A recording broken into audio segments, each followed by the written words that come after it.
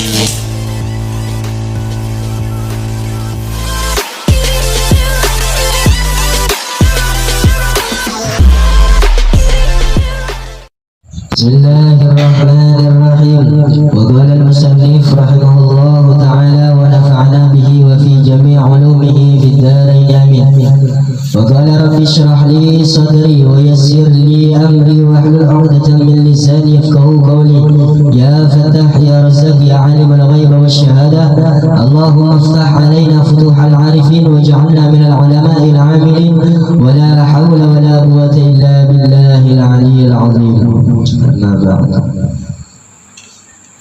Bismillahirrahmanirrahim. Wa qala al-ulama tasawuf, berkata daripada ulama ini maksudnya kalau orang itu mengamalkan ilmunya itu ulama. Kalau orang itu cerdas, pintar, itu namanya alim. Jadi jamak daripada kata alim itu adalah ulama. Jadi alim pandangannya, alim perbuatannya, alim tingkah lakunya, alim pada tutur katanya, alim pada keluar masuknya nafas, keluar masuknya yang tiada henti, tiada terhingga, tiada terbatas. Itu namanya ulama. Ulama tasawuf. Berarti tasawuf ini artinya ulama yang mengkhususkan dirinya zahir maupun batin hak karena Allah Subhanahu wa taala. Itu yang disebut ulama. Apa kata beliau? Wa qala al-ulama tasawuf asy-syari'ah bila haqiqati atilan wal haqiqatu bila syari'ah batilan. Asy-syari'ah ini pakai alif lam ya. Pakai alif lam karena syariat itu banyak bahagiannya. Ada syariatullah, ada syariat Islam, ada syariat diri. Itu beda semua. Di sini asy-syari'ah pakai alif lam berarti ma'rifah. Ma'rifah itu dan nakirah beda. Kalau syariat berarti syariatnya umum. Mau syariat diri, mau syariat Islam, mau syariatullah, yang penting syariat. Tapi kalau di sini asy-syari'ah yang benar-benar syariat yang dia pahami, yang dia lakukan, yang dia kerjakan, yang dia jalani dengan penuh keikhlasan. Itu asy-syari'ah. Tiada yang tertinggal. Syariatullah dia jalankan bersamaan dengan syariat Islam dan syariat diri. Kalau syariatnya saja, syariat diri dilakukan, tapi syariat Islam tidak dikerjakan, dia makan mokong. Makanya hukum itu terbagi menjadi 3. Ada hukum akal, hukum alam, hukum syar'i.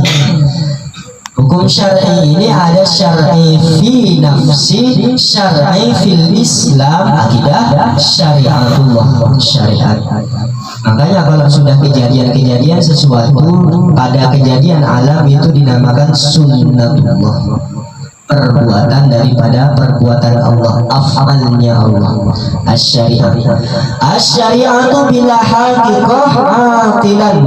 Bermula syariat dengan tiada hakikat itu hampa.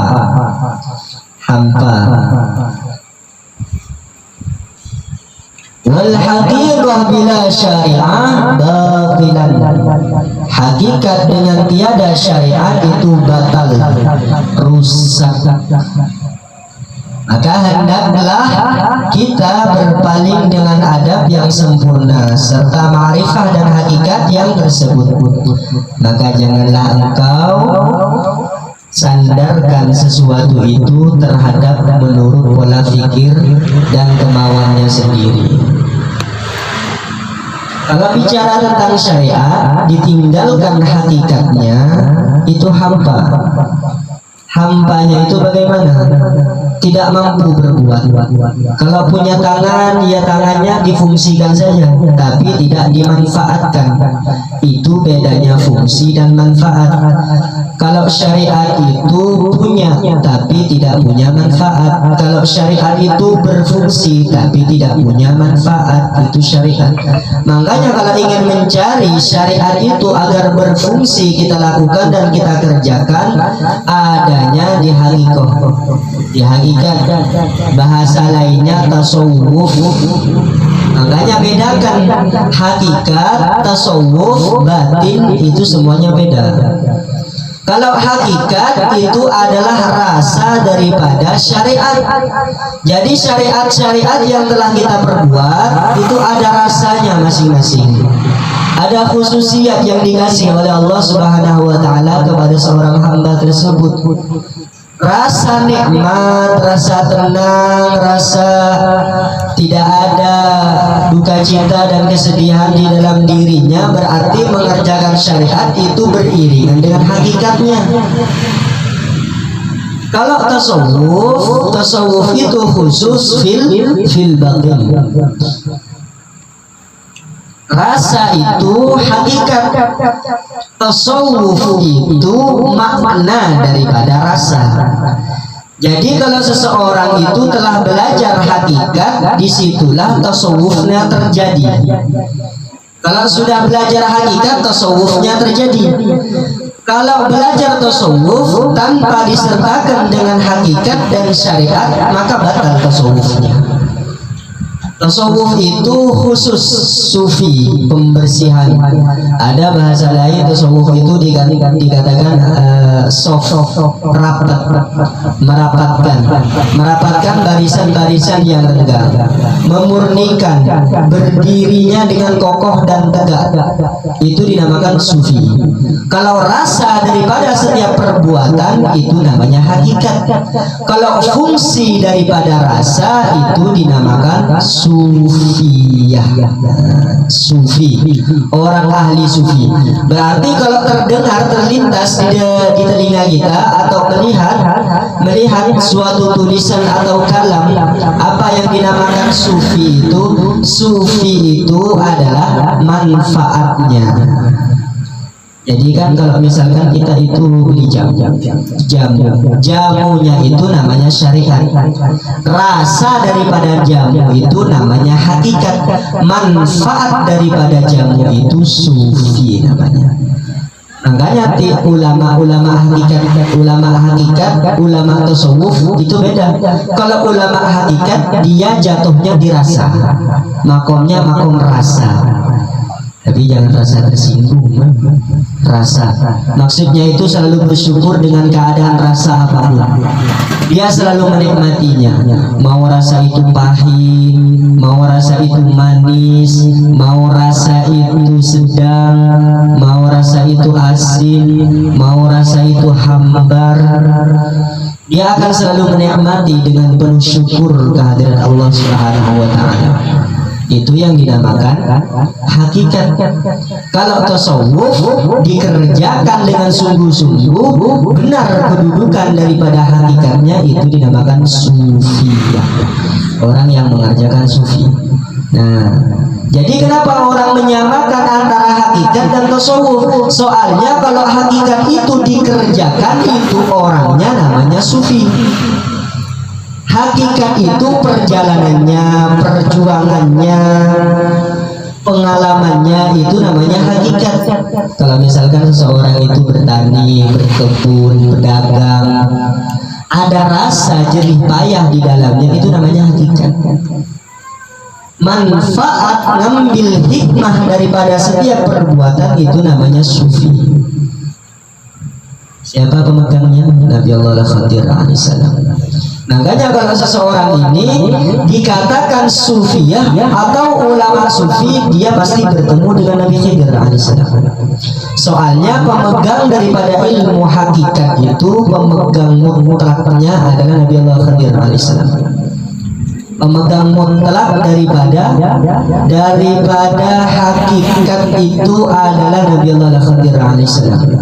Kalau orang belajar tentang hakikat belum dijumpai oleh Nabi Allah Al-Khadir alaihissalam, berarti hakikatnya masih hampa. Hakikatnya hampa. Seperti orang belajar syariat tanpa hakikat. Sufiyahnya itu tidak ada. Orang belajar hakikat itu tidak pernah berjumpa dan bertemu dengan Nabi Allah Al-Khadir alaihissalam, berarti hakikatnya perlu dipertanyakan. Nabi Allah Al-Khadir itu bukannya seseorang yang pakai jubah, pakai ini, pakai itu. Tidak. Terkadang ada penyamaran. Soalnya apa? Semua para aulia Allah itu pasti diuji dulu oleh Nabi Allah Al-Khadir alaihissalam sebelum dia diangkat makom kewaliannya. Makanya terkadang kalau orang itu benar-benar menjalankan syariatnya, dia akan bertemu dengan ulama-ulama fikih, ulama-ulama syar'i, ulama-ulama syariat. Terkadang dia berjumpa yang total secara nyata maupun di dalam mimpi firruqyah. Dia akan selalu bertemu dengan orang-orang soleh di dalam kehidupannya. Dia akan selalu berjumpa dengan orang soleh firruqyah maupun yaqzatan, secara nyata maupun dalam mimpi. Kalau bertemu dalam mimpi, dia akan pasti bertemu secara nyata. Lambat laun dia akan bertemu dengan secara nyata. Semuanya pasti akan dijumpai. Itu orang yang belajar syariat. Kalau syariatnya penuh, masuk kepada tingkatan daripada thariqah wal hakikah, dia akan dijumpai oleh para aulia Allah. Dia akan dijumpai oleh para wali-wali Allah. Seperti kita misalkan di Kalimantan ini kan, yang masyhurnya siapa? Syekh Zaini bin Abdul Wali. Setidaknya kita bertemu dalam mimpi. Oh, semalam aku dijumpai oleh urus kumpul. Semalam aku dimimpiin sama wali-wali Allah. Berarti itu apa? Thariqahnya sudah benar dijalankan. Kesungguhannya sudah dinilai benar. Nah, pada tingkatan aulia min auliyaillah ini, setelah bertemu dengan para wali-walinya Allah, barulah dia diangkat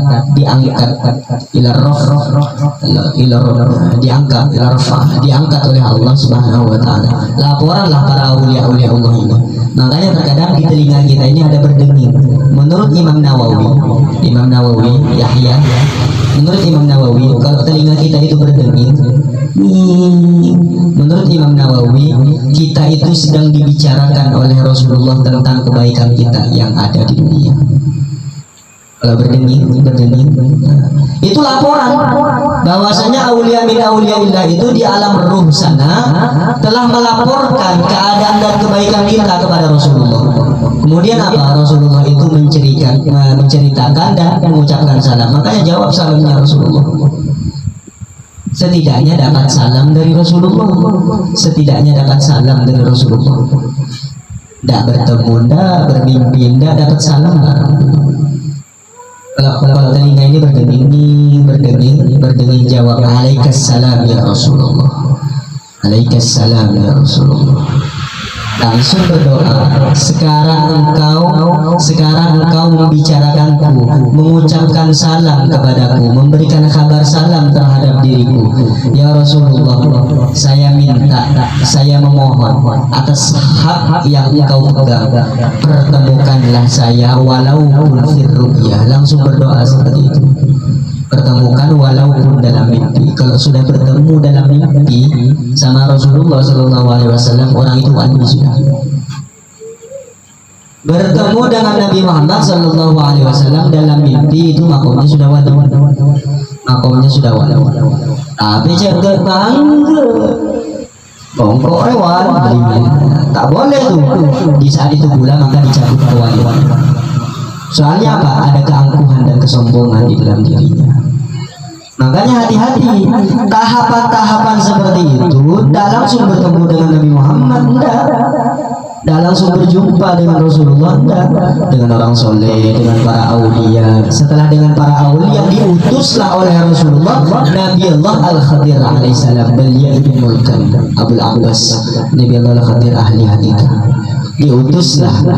Makanya terkadang kan kita kan pernah mengingatkan, berjumpa dengan siapapun, orang itu baikkah, orang itu penampilannya maupun sembrono, rapi, selalu salami dia.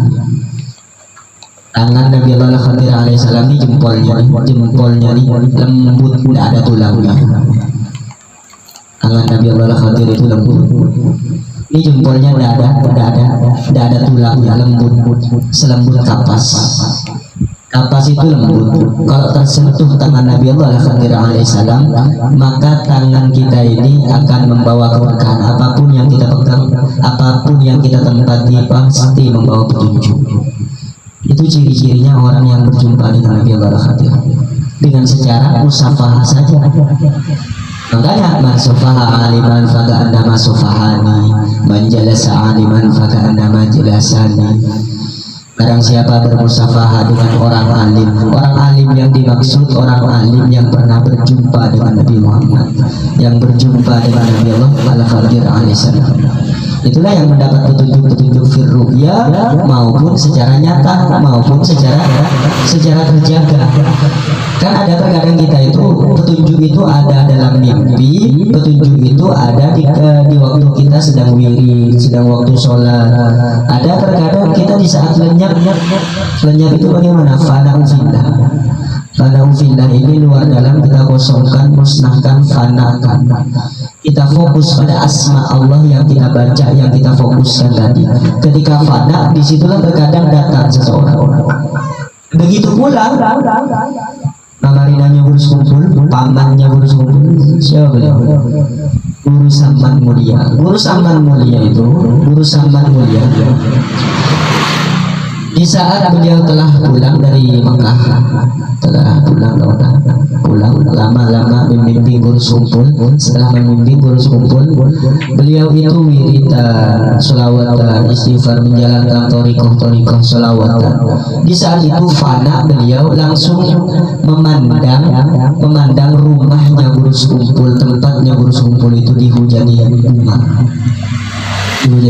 Di saat itulah karomah beliau timbul. Apa kata beliau? Kata paman beliau, kata murabbi beliau. Murabbinya kan pertama paman beliau sendiri, Guru Kumpul, Guru Saman Mulia. Itu yang fotonya tuh ada ya di sebelah ini tuh. Itu foto Guru Saman Mulia. Itu pamannya Guru Kumpul. Di saat beliau bermimpi, tidak bermimpi di situ, fana, langsung didatangi Guru Kumpul. Nah sekarang kamu yang ngajarin saya. Dulu kan saya yang membimbing kamu fi syariah, fi thariqah, fil haqiqah, wiridanmu, riyadhahmu saya yang bimbing. Sekarang kamu yang bimbing saya, kata beliau. Makanya apa? Guru itu tidak bisa dikatakan guru sejati kalau belum pernah belajar dengan murid-muridnya. Karena gengsi mungkin, mulanya sama guru, ajar ke murid, gengsi mungkin. Guru sejati itu bisa diketahui apabila seorang guru itu bisa belajar dengan murid. Sanggup apa itu? Contohnya apa? Guru Saman Mulia. Sekarang ajarkan olehmu. Saya ini ajarkan olehmu sekarang. Dulu saya yang ngajarin kamu, dulu saya yang bimbing kamu, dulu saya yang mantau kamu, dekat ada maupun tiadanya kamu. Sekarang kamu yang bimbing saya. Seandainya saya tahu, kata Guru Saman Mulia, paman beliau Guru Kumpul, seandainya saya tahu keramat engkau ini seperti ini, niscaya saya dulu waktu datang dari Mekah, kamu ada di depan pintu, tidak akan aku lewati engkau di bawah kaki. Ibu kantang ngasih kakek saya tahu keramat. Beliau waktu lulusan gasa pas Sleman, lasaran Sleman gasa dari Mekah, Guru Kumpul ini kan nyata orang nang setelah elengai di Guru Saman Mulia. Ini kayaknya nyesel beliau. Seandainya kau tahu ada, kita elengai kayak gitu. Makanya guru sejati, guru terbaik itu adalah apa? Guru terbaik itu adalah guru yang bisa belajar dengan muridnya. Setelah mengajarkan, dia akan belajar kepada seorang murid. Bisa aja melarang gengsi. Padahal jalannya memang seperti itu. Asal mulanya Nabi Muhammad itu belajar kepada Nabi Allah Al-Khadir alaihissalam. Setelah belajar kepada Nabi Allah Al-Khadir alaihissalam, barulah Nabi Allah Al-Khadir alaihissalam belajar kepada Nabi Muhammad sallallahu alaihi wasallam. Nah, macam itu yang dicontohkan Rasulullah. Itu yang dicontohkan. Makanya sampai sekarang sejarahnya para murid-muridnya Rasulullah itu tidak ada dinamakan muridnya Rasulullah. Tapi disebut apa? Sahabat. Muridnya Rasulullah tidak terkenal seperti itu. Tapi sahabatnya Rasulullah, orang yang paling dekat dan akrab dengan Rasulullah sallallahu alaihi wasallam. Begitulah fi syar'i, fi thariqah. Kalau orang ahli syariat, dia akan senang berkumpul dengan orang-orang soleh, berkumpul dengan orang-orang yang ahli ibadah, ahli taat, sholawatan, wiridan, istighfar bersama, sholat berjamaah. Dia akan senang. Itu orang ahli syariat. Kalau ahli thariqah, dia akan senang dengan akan dijumpai oleh para wali-walinya Allah. Kalau ahli hakikat, dia akan dijumpai oleh Nabi Allah Al-Khadir alaihissalam, beliau ibn Mulkan. Makanya dia tidak ragu lagi untuk memandang Nabi Allah Al-Khadir alaihissalam itu. Tidak ragu dia akan selalu memandang Nabi Allah Al-Khadir alaihissalam itu, maupun dengan bentuk dan rupa seperti apapun dia. Kalau zaman dulu Nabi Allah Al-Khadir itu seakan-akan tidak ada harganya. Ada seorang guru ini, seorang murid ini mijit gurunya. Di saat mijit gurunya, kata gurunya apa? Nabi Allah Al-Khadir alaihissalam ada di luar. Semua murid keluar. Cuma satu murid tadi yang mijit gurunya. Terus Nabi Allah Al-Khadir masuk. Ketika masuk, ini seorang murid ini tetap. Kan biasanya kita mau belakang orang kan tanya kurang sabar. Ini kan Nabi Allah Al-Khadir alaihissalam dari budi. Aku tak tahu. Aku beda guru. Itu ini Nabi Allah Al-Khadir. Tak tahu kan? Siapa kau? Tahu. Dari kedua kaki sebelum masuk rendah. Kau tahu kaki jauh bawah beri terbang bisa. Kau tapi tak tahu kan kau. Tapi tak berkah kau. Tapi tak keramat kan. Kaki saya tak dengar kalau. Entar kerangku. Engkau berawan itu tentang guru, tapi mau tentang guru betul. Mau tentang guru menjadi karena tentang guru, engkau micet esoro beliau. Mudah kayak esoro entar, coba beliau berikan sama Nabi Allah Khadir kaki beliau. Nah itu adabnya kalau murid-murid itu. Kadang nyapu halaman kartu, nyapu mas. Nabi Allah Khadir aling sebenarnya baca sebenarnya. Rak parah di rumah dan dia senang dengan malaikat terlalu malaikat. Takutnya tetap nyapu dia. Kalau tetap nyapu Nabi Allah Khadir ini tambah dekat, terus nyapu. Habis itu tambah dekat. Akhirnya tidak kuat. Assalamualaikum. Waalaikumsalam. Kamu tidak tahu siapa saya? Tahu. Dari tadi saya tahu bahwa kamu ini Nabi Allah Khadir alaihissalam. Kok kamu tidak minta doa sama saya? Tidak perlu itu. Tidak perlu. Soalnya Allah Subhanahu Wa Taala itu tidak membutuhkan pujaan nama. Tidak perlu.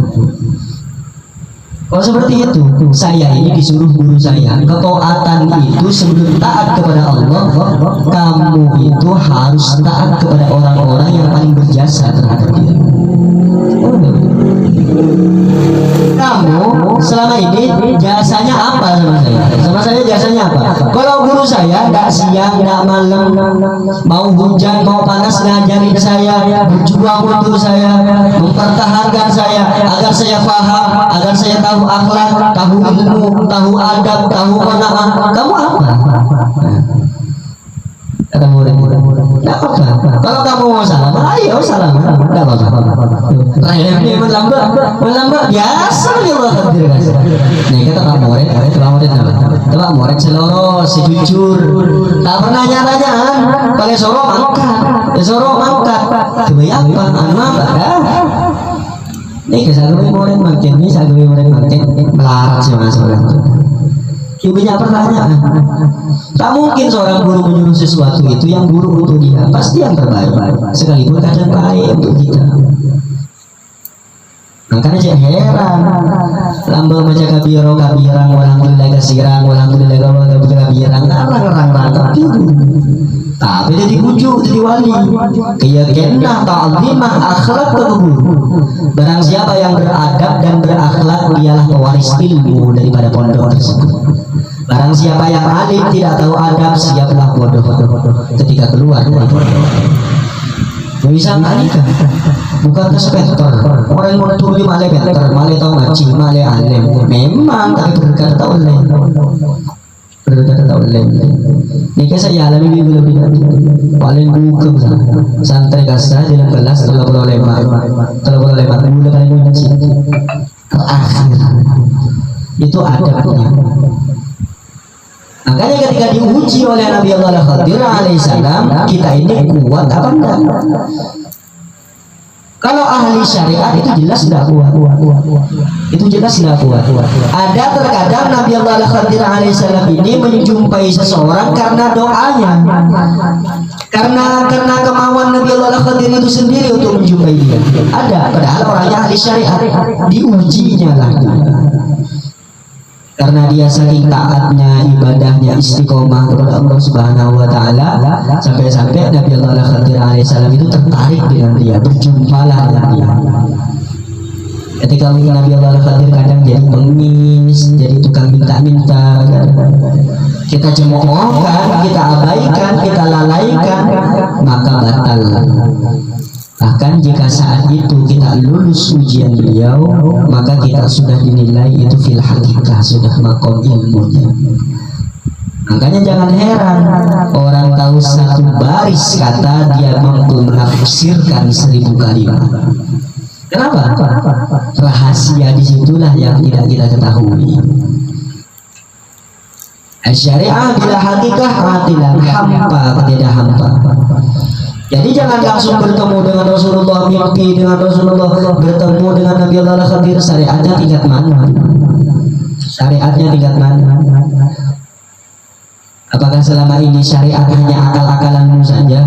Ada kan syariat fi nafsi? Syariat yang di diri ini apa?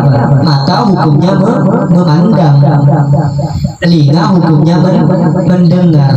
Tapi kalau sudah masuk syariat Islam, mata memandang kepada hal-hal yang baik, telinga mendengar kepada hal-hal yang baik. Berarti itu sudah masuk syariat Islam.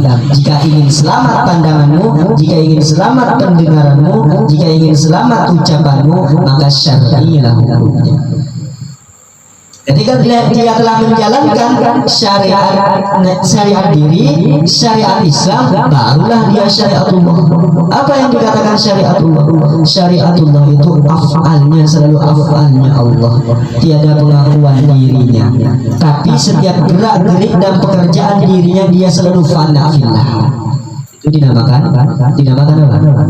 Af'alullah, fana kepada af'alnya Allah. Makanya dia memberi sesuatu, ngasih sesuatu, apapun dia tidak akan pernah menceritakan kepada siapapun. Bahkan dirinya tidak pernah ingat.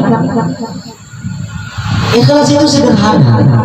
Ikhlas itu seperti kita buang kotoran ke WC. Mungkin tadi ingat kotoran yang kita buang, setelah bersih sudah cukup, selesai. Tidak diingat lagi, tidak dibicarakan, tidak ini, tidak itu. Begitulah ikhlas. Begitulah surah Al-Ikhlas. Surah Al-Ikhlas itu tidak ada ikhlas di dalamnya, tapi dinamakan surah Ikhlas. Berarti kalau ingin ikhlas yang sebenar-benarnya ikhlas, jangankan dibicarakan, dipandang, didengar, digerak, di hati pun dirasa pun tidak ada sudah. Itu namanya ikhlas. Hati-hati di syariah. Syariah ini kuat. Jika ingin sampai kepada thariqah dan hakikat, jika ingin mengenal fil ma'rifah, ma'rifatullah, kenal kepada Allah Subhanahu wa Ta'ala, mengenal Allah Subhanahu wa Ta'ala, maka jalan yang paling utama murnikan dulu syariat engkau. Kalau syariat yang tiga ini, syariat diri, syariatullah, syariat Islam, kurang satu saja, maka selamanya tidak akan pernah dianggap masuk thariqah kita.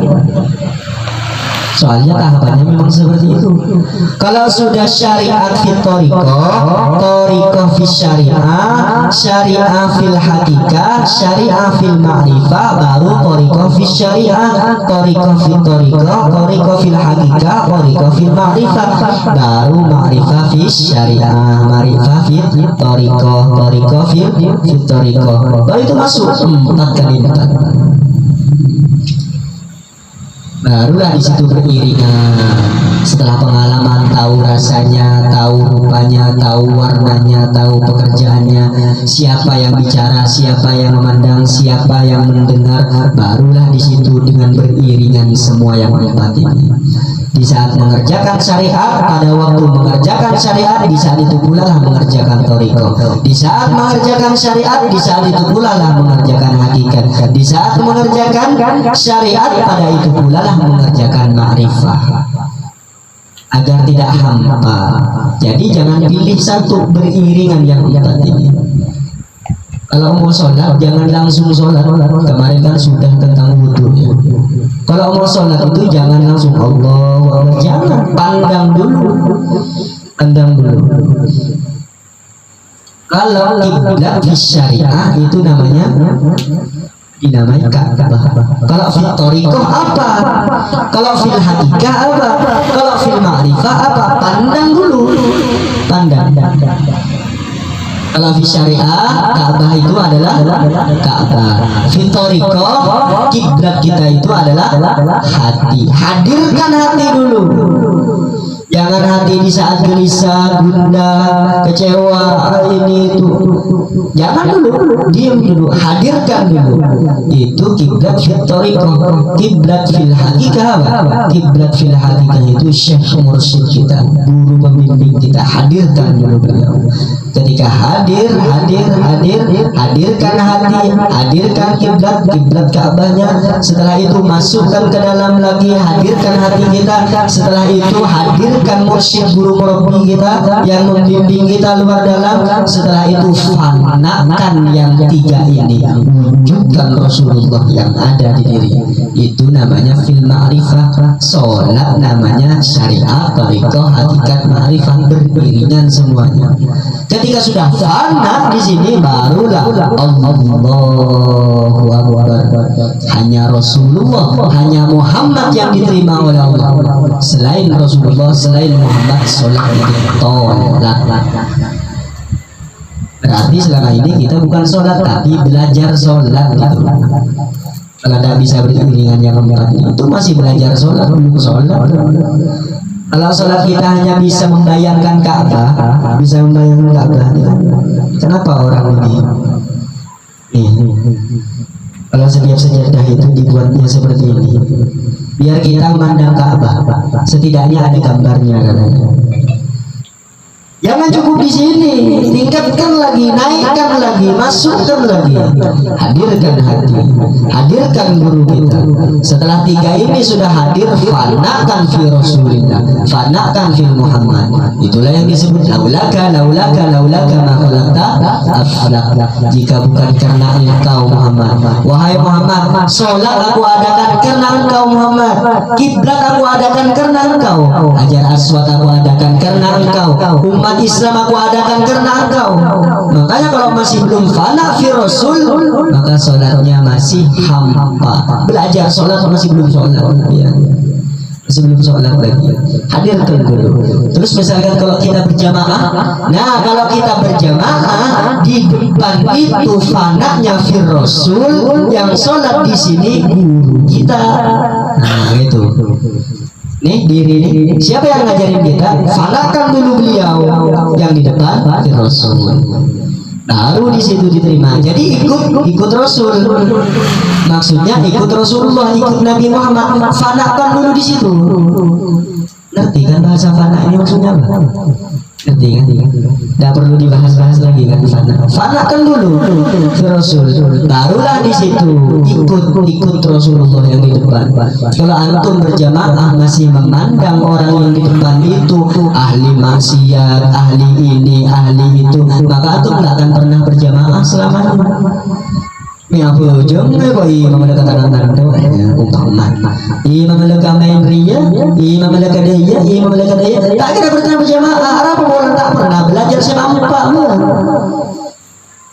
imam ada kasih supir tak tahu engkau amamu pun supir ria kau tak tahu maka makmu pun ikut celaka pun supir ria nabrak masuk jurang maka kamu bakal celaka karena apa antum tak pernah belajar hakikat wal ma'rifah.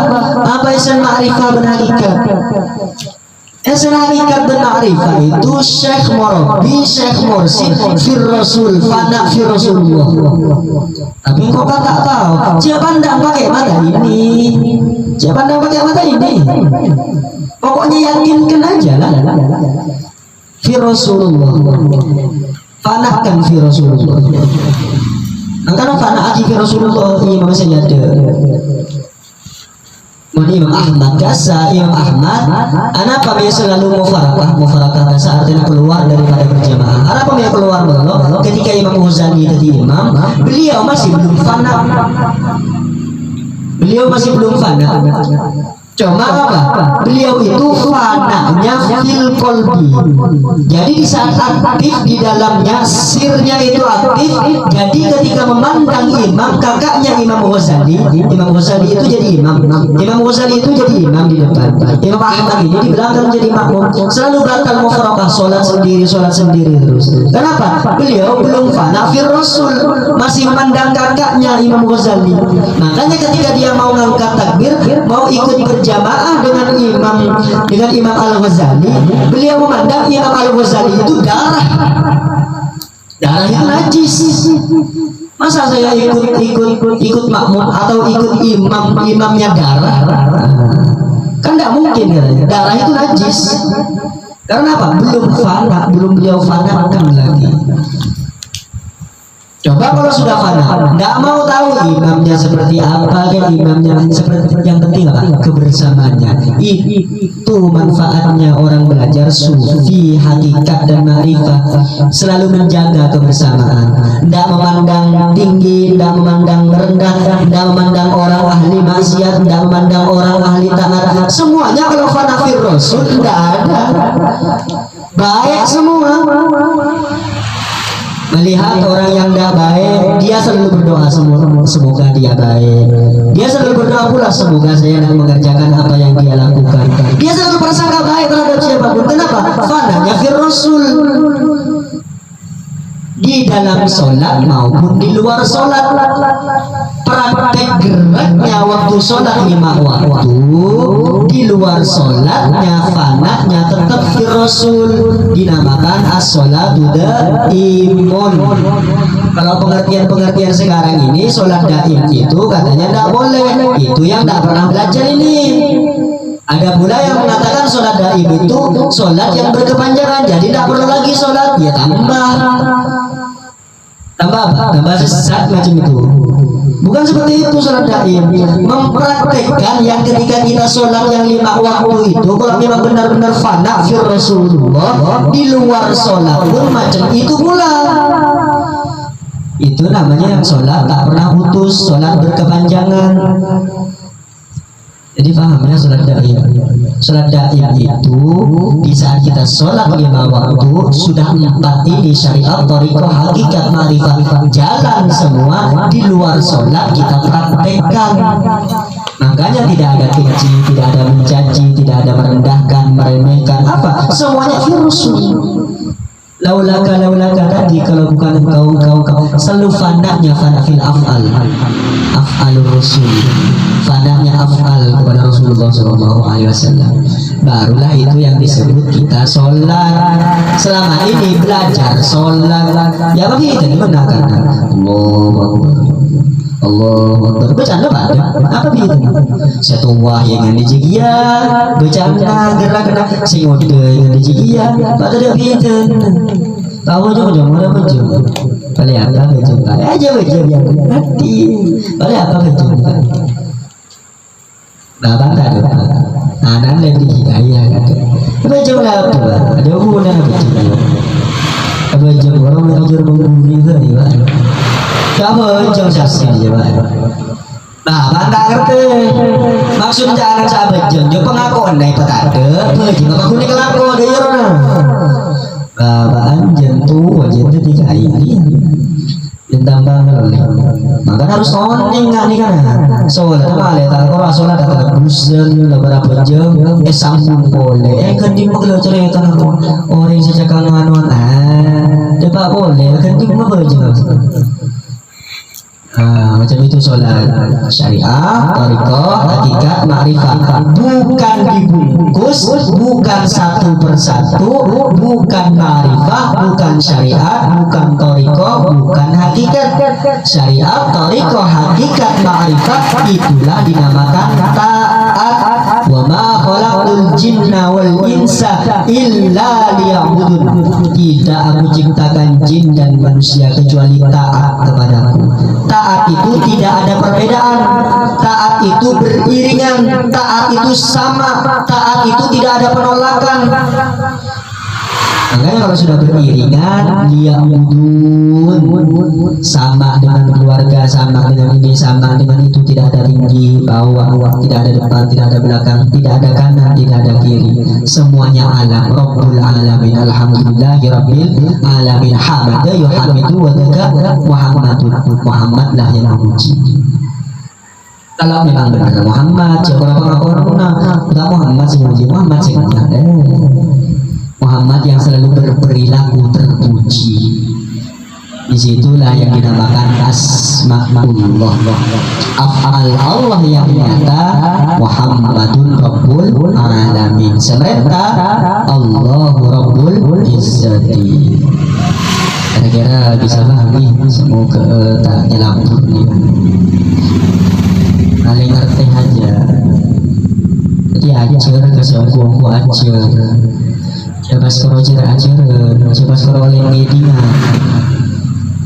Buku nikah, buku ini, kitab ini namanya jendelanya ilmu. Guru yang mengajar namanya pintunya ilmu. Jadi orang ngaji tanda guru, nama kitab tuh macam YouTube, macam Google. Malam ya syekh ya'lamhu fasyaitan syaikhuhu. Barang siapa belajar dengan buku, dengan kitab, dengan tulisan, dengan bacaan, fasyaitan syaikhuhu, maka setanlah gurunya. Makanya jangan heran, tambah pintar, tambah keras kepala dia. Tambah pintar, tambah membuat kelicikan di dalam dirinya. Tambah pintar, tambah nakal. Kenapa? Pencuri. Orang kalau masuk dari jendela namanya pencuri. Kalau orang masuk dari rumah, dari pintu rumah namanya tamu. Belajar sama ini berarti ilmunya selama ini dia nih ilmu maling. Ajar ke guru namanya, ajar ke kitab mereka desa raja. Gaya mereka sama lebar jangan kuih jadi. Padahal aku ikan pada aja, tapi biasa malah yang berkah mata nih, malah terbiasa berkus saja. Meskipun hafal, biasa lepai atau lesan baca buka baca. Malah hafal tahu sakit aku. Ya silakan boleh semua. Aku boleh justru kamu hafal apa boleh yasin. Tahu salah tadi. Ada pandangan kebaikan, ada sir setiap huruf yang kita baca, yang kita pandang, yang kita dengar. Ada sirnya Allah yang akan masuk ke dalam diri kita. Arti jangan pernah remehkan sesuatu apapun selama itu baik. Hargai dan hormati. Itulah yang membuat ilmu kita berkembang, melambung tinggi. Akan diberi pengertian dan pemahaman sengerti-ngertinya, sefaham-fahamnya. Semoga kita menjadi orang-orang yang diberkahi oleh Allah, yang diridhai oleh Allah, yang diberi syafaat oleh Rasulullah, tidak luput diridhai oleh kedua orang tua kita. Barakallahu fikum wa fi umri jami'an kulluhu. Afdhalu dzikri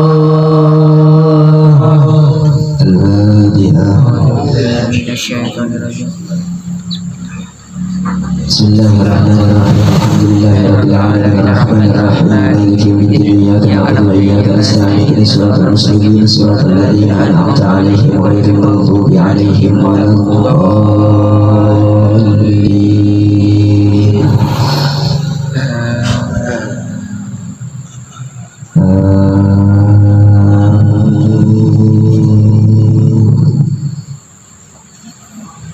بسم الله الرحمن الرحيم. الحمد لله رب العالمين، الصلاة والسلام على أشرف الأنبياء والمرسلين سيدنا ونبينا محمد وعلى آله وصحبه أجمعين.